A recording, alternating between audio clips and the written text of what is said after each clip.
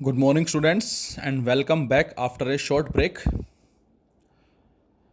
इस ब्रेक से पहले बच्चों हमने इलेक्ट्रोमैग्नेटिक इंडक्शन जो है बेटा उसको डिस्कस किया था, जहाँ से हमने फैराडे के लॉज को डिस्कस किया था, एडी करंट के बारे में बात की थी, उसकी एप्लीकेशंस के बारे में बात की थी, सेल्फ इंडक्शन, म्यूचुअल इंडक्शन के बारे में बात की थी, और उसमें हमने जो एल और एम उनकी वैल्यूज़ फाइंड आउट की थी डिफरेंट डिफरेंट केसेस के रेस्पेक्ट में।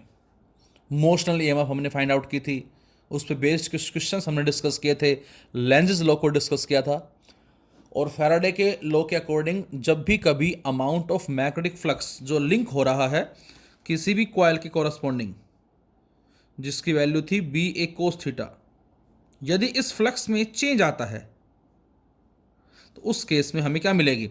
Induced EMF as well as induced current. यदि सर्किट क्लोज्ड है तो हमें इंड्यूस्ड ईएमएफ के साथ साथ इंड्यूस्ड करंट भी मिलेगा। और फिर हमने डिस्कस किया था कि इंड्यूस्ड ईएमएफ या इंड्यूस्ड करंट के लिए फ्लक्स का चेंज होना ज़रूरी है, और फ्लक्स चेंज कब कब होगा बेटा? तो आंसर है by changing magnetic field, second by changing area, third by changing theta. और थर्ड जो हमने केस डिस्कस किया था इलेक्ट्रिकल डिवाइसेस के अंदर बच्चों, एसी डायनमो का, आपको ध्यान होगा। तो जो हमने एसी डायनमो को डिस्कस किया था, उस एसी डायनमो के रेस्पेक्ट में जो चेंज आ रहा था वो थीटा में चेंज आ रहा था। उसमें हमने एक आर्मेचर कॉइल कंसिडर की थी, और जो दो पोल पीस के एग्जैक्टली मिड में हमने उसको अटैच किया हुआ है, सॉफ्ट आयरन कोर है जिसको लेमिनेट किया हुआ है, लार्ज नंबर ऑफ कॉइल्स को उसके ऊपर बाउंड कर रखा है, स्लिप रिंग्स थी उसमें, ब्रशेस, कार्बन ब्रशेस के बारे में डिस्कस किया था। जैसे ही वो घूमती है बच्चों तो वहाँ थीटा चेंज होगा, और थीटा चेंज होने से फ्लक्स चेंज होगा, और फ्लक्स चेंज होने से बेटा हमें induced EMF as well as induced current जो है वो मिलेंगे। और उसके लिए आपको ध्यान होगा, आई थिंक हमने जो इक्वेशन फाइंड आउट की थी वो आई थी बेटा I is equal to I nought sine omega t. ये हमारी अल्टरनेटिंग करंट की इक्वेशन आई थी। और ईएमएफ के लिए हमने क्या लिखा था? E is equal to E nought sine omega T. तो ये हमने वहां से इक्वेशन जो प्रूव की थी। तो अल्टरनेटिंग करंट के लिए इक्वेशन हमारी ये हो गई, और इसको हम नाम देंगे फिलहाल अल्टरनेटिंग वोल्टेज का।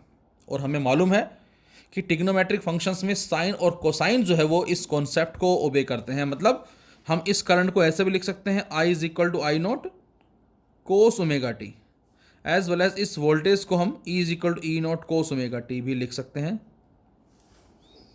और किसी किसी बुक में हो सकता है लिखा हो V is equal to V nought sine omega T, या किसी बुक में हो सकता है लिखा हो E equal to E nought sine omega T. Meaning same होगा सभी का, डिपेंड करता है कि वी नोट ले रहे हैं, ई नोट ले रहे हैं, जो भी आप लेना चाहें ले सकते हैं, नो मैटर। तो बच्चों यहां पर हमारी जो इक्वेशन है, सपोज मैंने लिखा I is equal to I nought sine omega t. ये जो इक्वेशन हमारी, ये किस बात को रिप्रेजेंट कर रही है? ये किस चीज को रिप्रेजेंट कर रही है? तो एक बार मैं फिर से रिपीट करता हूं क्या, कि बच्चों हमने क्या डिस्कस किया अभी तक? We have discussed about the DC circuits, and in DC circuit the primary source of EMF is a battery। अभी तक हमने DC सर्किट के बारे में स्टडी किया बेटा, और जिसमें जो हमारा सोर्स ऑफ EMF हम यूज करते थे बच्चों, वो हमारा क्या था? एक बैटरी था। और उसमें जो सर्किट एलिमेंट हमारा होता था वो होता था केवल रेजिस्टेंस, जो कि करंट को कंट्रोल करने का काम करता था। कुछ इस तरह के हमने सर्किट्स पढ़े हैं करंट इलेक्ट्रिसिटी के अंदर। ये हमारा सोर्स ऑफ ईएमएफ बैटरी है, और ये हमारा सर्किट एलिमेंट जिसको हम आर बोल सकते हैं, रजिस्टर का नाम दिया था, जो करंट को कंट्रोल करता है।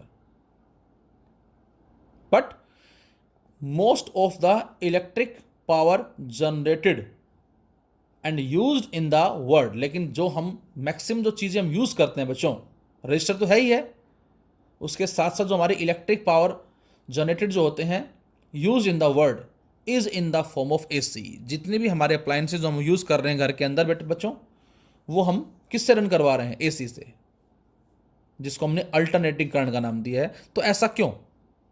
Because of some reasons. इसके कुछ रीजन्स हैं। क्या रीजन्स है बेटा? नंबर वन, कि जो अल्टरनेटिंग वोल्टेज जो होता है, it can be easily and efficiently converted from one value to other by means of transformer. कि इस अल्टरनेटिंग वोल्टेज को, करंट को हम इजीली क्या कर सकते हैं बेटा, कन्वर्ट कर सकते हैं। किसकी हेल्प से? ट्रांसफॉर्मर की हेल्प से। ये भी हमने डिस्कस किया था, step up as well as step down. हमें कम वोल्टेज को ज़्यादा में कन्वर्ट करना है, स्टेप अप, ज़्यादा को कम में कन्वर्ट करना है, स्टेप डाउन। तो डीसी जो है वो पॉसिबल नहीं है, जबकि एसी को हम इजीली कन्वर्ट कर सकते हैं। ये हमारा फर्स्ट रीजन है। Second, the alternating current energy can be transmitted and distributed over the long distances in less amount. मतलब ये कि लॉन्ग डिस्टेंस पे यदि हमें एनर्जी को ट्रांसमिट करना है तो डीसी जो है वो यदि हम लेकर करते हैं काम, तो उससे हमारी कॉस्ट भी बहुत ज़्यादा आएगी बच्चों, और उसके साथ साथ एनर्जी का जो नुकसान है, जो लॉस है, वो भी ज़्यादा होता है। लेकिन एसी में ये कम होता है, कॉस्ट के मुकाबले भी कम है, और दूसरा जो एनर्जी का लॉस जो होता है ये भी कम होता है। और मैग्नीट्यूड फॉर्म में हमने लिखा कि करंट को इस तरह से लिखेंगे और वोल्टेज को हम इस तरह से लिखेंगे। अब बच्चों ये जो आई है इसको हम क्या बोलेंगे? इस ई को क्या बोलेंगे? आई नोट को क्या बोलेंगे? इस ई नोट को क्या बोलेंगे? चाहे ये इक्वेशन है चाहे ये इक्वेशन है, चाहे साइन वाली है चाहे कोसाइन वाली है। आपको ध्यान होगा +1 में एसएचएम में हमने स्टडी किया था y equal to R sine omega T, x equal to R cos omega T. तो उसी तरह से इक्वेशन बच्चों हमारी यहाँ है बेटा। इसमें I या जो E होगा इसको हम नाम देंगे instantaneous value of current as well as instantaneous value of voltage. इसको हम इंस्टैन्टेनियस करंट और इसको हम इंस्टैन्टेनियस वोल्टेज का नाम देंगे। देखो न्यूमेरिकल्स में यही चीज़ें गिवन होती हैं, तो हमें मालूम होना चाहिए I क्या है। This is the instantaneous value of current, the value of current at any instant. I note क्या होगा बेटा? इस आई नोट को चाहे तो आप एम्पलीट्यूड बोल दो, चाहे इसको आप पीक वैल्यू बोल दो, और चाहे इसको आप मैक्सिमम वैल्यू ओ बोल सकते हो। किसकी? अल्टरनेटिंग करंट की। दिस आई नोट, जैसे y is equal to R sine omega T, उस आर को हम एम्पलीट्यूड बोलते थे, तो उसी तरह से बच्चों आई नोट जो है बेटा ये कहलाएगा मैक्सिमम वैल्यू ऑफ करंट, या इसको पीक वैल्यू भी हम बोल सकते हैं।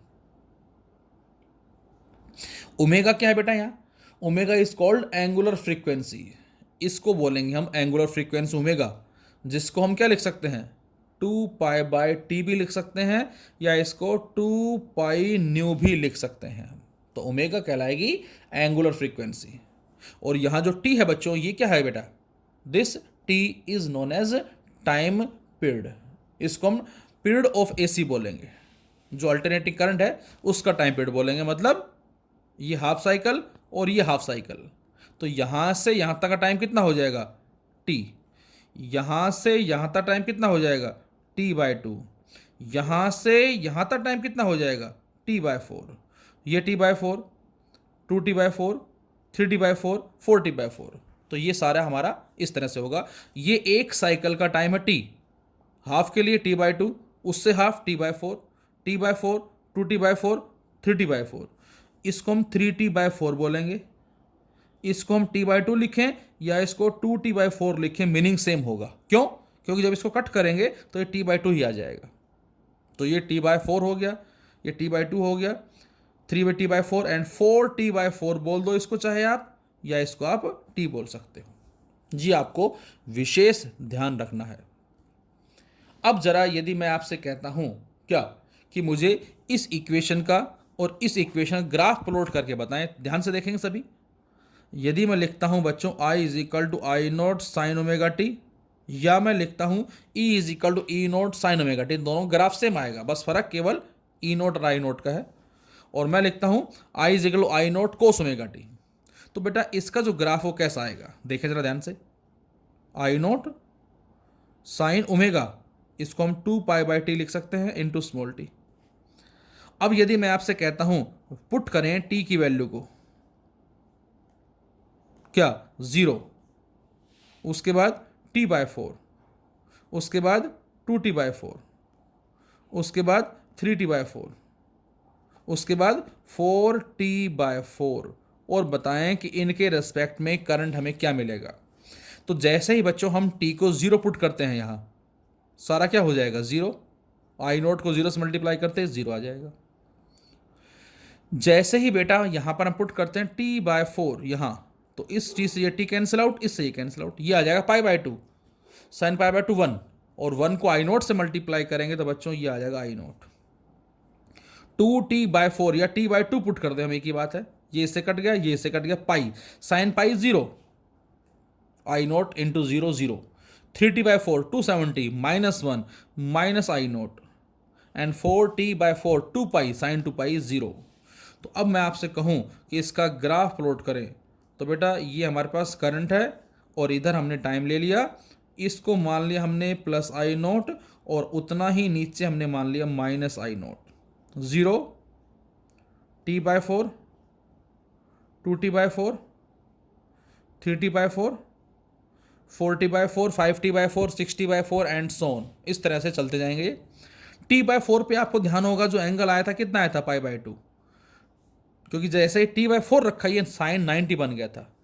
2t/4 पे बन गया था पाई, एंड सो ऑन, π/2 फिर π/2 फिर π/2 ऐड कर देंगे हम, 3π/2 आ जाएगा, फिर 4π/2 आ जाएगा, ये 3π/2 और ये 4π/2 that is 2 pi and so on. तो इसके कॉरस्पॉन्डिंग पहला हमें मिला 0 फर्स्ट, t/4 पे i0, इस पे मिला बच्चों i0 पॉइंट, 2t/4 पे 0, 3t/4 पे माइनस i0, इसको हम यहाँ शो कर सकते हैं, 4t/4 पे 0, और इन सभी को मिलाएं बेटा हम, तो हमें कुछ इस तरह से एक ग्राफ मिलता है, एक वेव कर्व की फॉर्म में हमें रिजल्ट मिलता है। तो ये हमारा साइनोसॉइडल वेरिएशन कहलाता है, साइन वेव कहलाता है। 11th में हमने ऐसे काफ़ी ग्राफ जो है प्लॉट किए थे।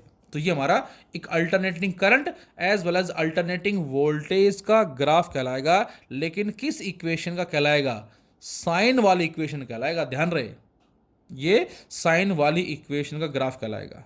लेकिन यदि मैं आपसे कहूं कि कोस वाले का ग्राफ प्लॉट करो, तो I = I0 cos omega T या E = E0 कोस ओमेगा टी, तो क्या होगा बेटा, I0 कोस omega 2π/t into small T. और अब यही सेम पॉइंट्स पुट करें जो हमें पिछले वाले में पुट किए थे, मतलब t को हमने रखा 0, t/4 2t/4 3t/4 as well as 4t/4, और अब बताएं उनके कॉरस्पॉन्डिंग करंट जो है वो कितना आएगा।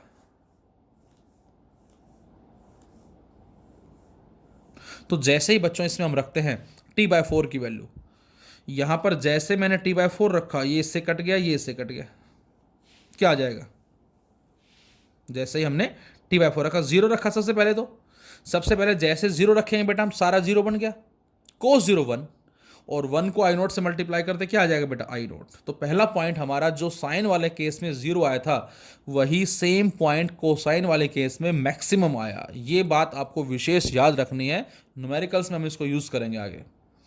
अब t/4 रखते ही बन जाएगा कितना, इससे ये कट गया, इससे कट गया, ये बन गया 90 डिग्री, और कोस 90 0, और 0 को i0 से मल्टीप्लाई करते ही बन जाएगा 0।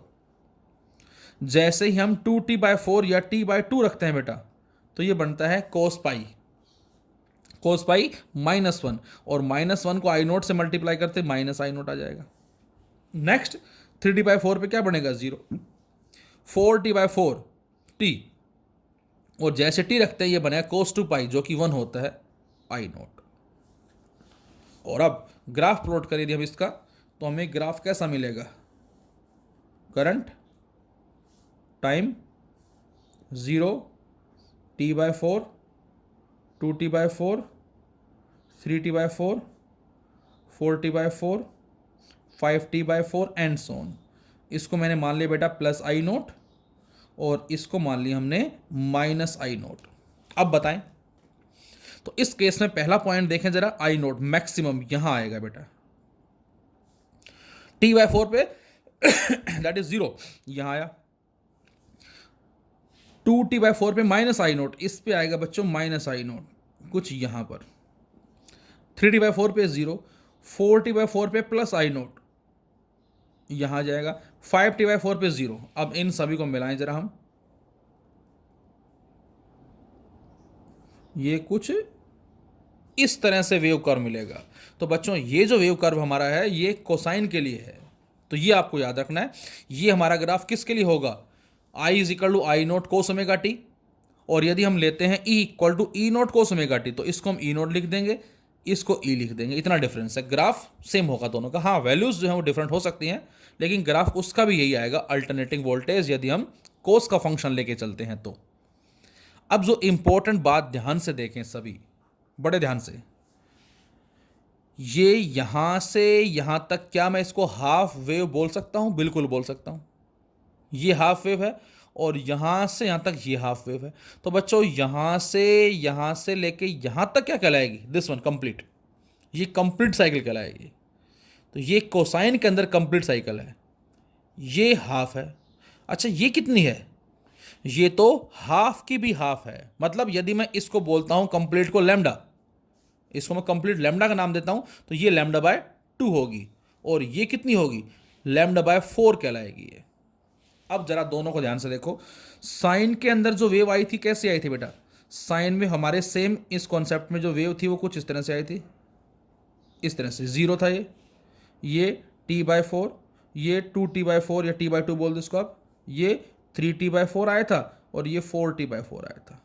ये हमारा साइन, ये कोसाइन है और ये साइन है। अब आप खुद बताएं कि साइन के अंदर जो हाफ साइकिल है, हाफ जो वेव नजर आ रही है, उसकी लिमिट जो है टाइम की फॉर्म में क्या होंगी? ये 0 है और ये t/2 है। तो 0 से लेकर t/2 में करंट क्या है? करंट पॉजिटिव है। और अगला ये देखो आप, t/2 से लेकर t/2 से लेकर t के लिए जो करंट है बच्चों क्या है? वो नेगेटिव है। बोलो, साइन के केस में इस रेंज के लिए करंट पॉजिटिव है और इस रेंज के लिए करंट नेगेटिव है। तो यदि मैं आपसे कहता हूं कि what is the mean value और average value over the complete cycle, तो आपका आंसर होगा 0। क्यों? क्योंकि कंप्लीट साइकिल के लिए यदि मीन वैल्यू निकालते हैं तो हाफ के लिए पॉजिटिव है, अगले हाफ के लिए नेगेटिव है। सो द मीन वैल्यू और एवरेज वैल्यू जो होगी अल्टरनेटिंग करंट की कंप्लीट साइकिल के लिए, वो क्या आएगी बच्चों? 0 आएगी। और लिमिट्स का ध्यान रखना है, 0 से t/2 हाफ की है और t/2 से नेक्स्ट t जो है वो हाफ है। अगले केस में देखें जरा, अगले केस के अंदर हमारे पास जो कोस की हम जो बात कर रहे हैं, इसमें हाफ ये है बेटा। इसके लिमिट्स देखें कहां से कहां तक है, t/4 से लेकर 3t/4। इसमें t/4 से लेकर 3t/4, इसमें करंट क्या है? नेगेटिव है। और 3t/4 से लेकर 5t/4, इसमें करंट क्या है? पॉजिटिव है। तो कोस के लिए ये हाफ साइकिल की लिमिट कहलाती है, ध्यान रहे, इसमें नेगेटिव से पॉजिटिव। और साइन के लिए ये हाफ साइकिल की लिमिट्स कहलाती है। तो फिलहाल ये हमें स्टडी करना है इसके अंदर। इसके साथ साथ हमने पढ़ा है E = -L/di/dt। इसको E बोल दे, चाहे V बोल दे, चाहे ऐसे बोल सकते हो आप। ये इक्वेशन हमें क्या बता रही है बेटा? ये हमें ये बता रही है क्या, कि इंडक्टर जो है, इंडक्टर अफेक्ट करेगा वोल्टेज को कब? जब करंट में चेंज आएगा। ये इक्वेशन बता रही है इंडक्टर अफेक्ट करेगा वोल्टेज को जब करंट में चेंज आएगा। एंड Q = CV, डिफ्रेंशिएट कर दें, dq/dt C × dv/dt। ये हमें क्या बता रही है? I = C × dv/dt। ये बता रही है कि जो कैपेसिटर है वो अफेक्ट करेगा करंट को जब वोल्टेज में टाइम के रेस्पेक्ट में चेंज आएगा। तो आज इतना करें, कल से हम इसके आर्टिकल जो स्टार्ट करेंगे। Thank you.